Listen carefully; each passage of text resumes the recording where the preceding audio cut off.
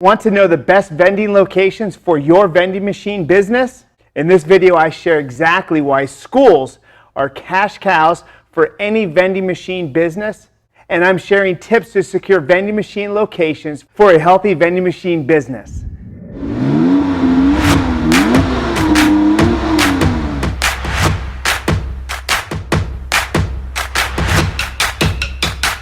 Okay, getting right into it. Vending locations and why schools are cash cows. I'm also going to go over tips to secure school vending locations. Let's start with why schools are cash cows for a vending machine business. Kids, 33% of kids' calories come from snacking. So when you have a vending machine inside a school, this creates a huge opportunity for major profits. Kids simply want to snack and drink great beverages. You may be thinking, what kinds of schools are cash cows, Ryan? Grade schools, middle schools, high schools, or perhaps colleges or universities? Well, the quick answer to which schools are cash cows is middle schools, junior high schools, and high schools. School locations specifically with 300 or higher fifth graders or above, all the way to 12th grade. School vending locations at public, private, and charter schools are all cash cows for vending locations. Here are the 7 words that confirm exactly why schools are cash cows. Captive kids for 8 hours a day. It's as simple as that. Now, I'd like you to keep in mind, though, school vending locations are also the most difficult vending locations to secure. More on that in a moment. I'd like to quickly answer the question about vending locations at colleges and universities. Can vending locations at colleges and universities generate high profits? Absolutely. However, the probability of vending locations being cash cows at these schools, colleges and universities, is much lower as you have a number of factors that can take away from your vending profits.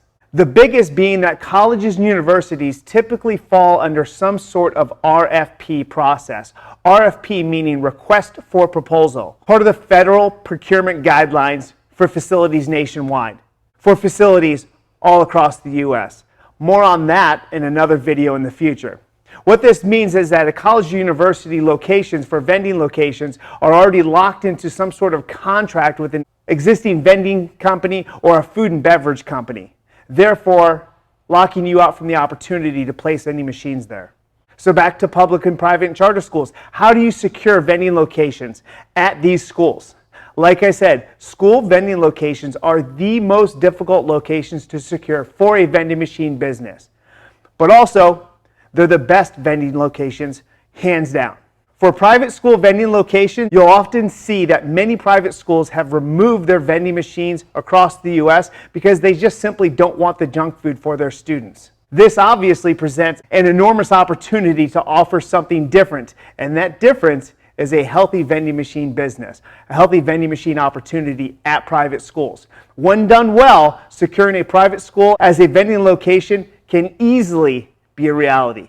Check out this exciting example how Vending Accelerator, my vending course, gets the attention of any private school in any marketplace across the United States for a healthy vending machine location.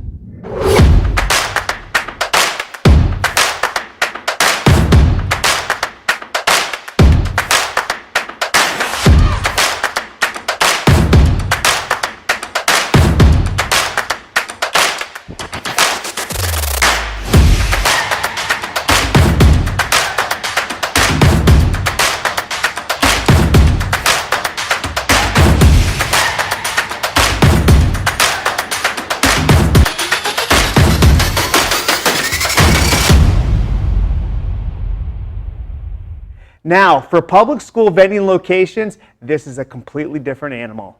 For most public school vending locations, you must meet USDA guidelines called Smart Snacks in School. These guidelines are important to understand for vending locations. Let me tell you why. Back in 2010, Congress passed a bill called the Healthy Hunger-Free Kids Act. Part of that act as a stimulus package back in 2010 was for public schools. In order for public schools to receive federal funding, the federal government said you must meet nutritional guidelines in your lunchroom and with your vending machines because the obesity rates with children were through the roof and they're still high today.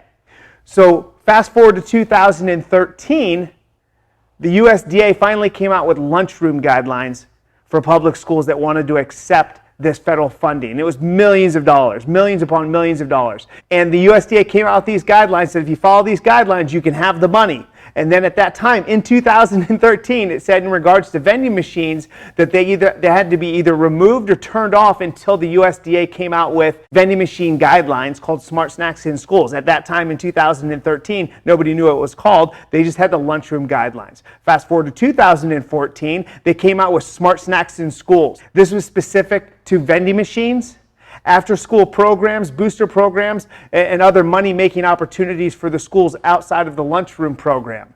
So what this did was put in place these specific guidelines for vending machines called Smart Snacks in Schools that you had to meet them in order to create healthy vending machines or healthier vending machines inside the schools. If you couldn't meet those guidelines, then what happened was that junk food or traditional vending machines had to be turned off. They couldn't be turned on again until 30 minutes after the last bell, and then they had to turn off again 30 minutes before the next day's bell.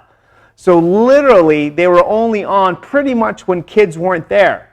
Keep in mind, in between the time that the USDA lunchroom guidelines came out in 2013 and the vending machine guidelines came out in 2014, when the machines were ordered to be off because there were no guidelines, many junk food vending machines pulled out of schools, or the schools asked them to be removed altogether. So those guidelines are pretty much in place today. Not much has changed, if anything. The tricky part is the products and getting those compliant with the Smart Snacks in Schools guidelines. So where does this leave vending locations at public schools today? Well, typically one of three things is happening. The first is that all vending machines have been removed from the school buildings altogether, either back in 2013 or after the guidelines were in place. The second is that the vending machines are on timers because the products inside the vending machines don't meet the Smart Snacks in School guidelines. Remember the timers? All non-compliant vending machines or junk food vending machines are required to be off at 30 minutes before the first bell and continue to be off all day until 30 minutes after the last school bell. So, when all the kids are there inside the school, right? And in some cases, the third would be that school vending machines meeting Smart Snacks in School guidelines meet the guidelines for the beverages only.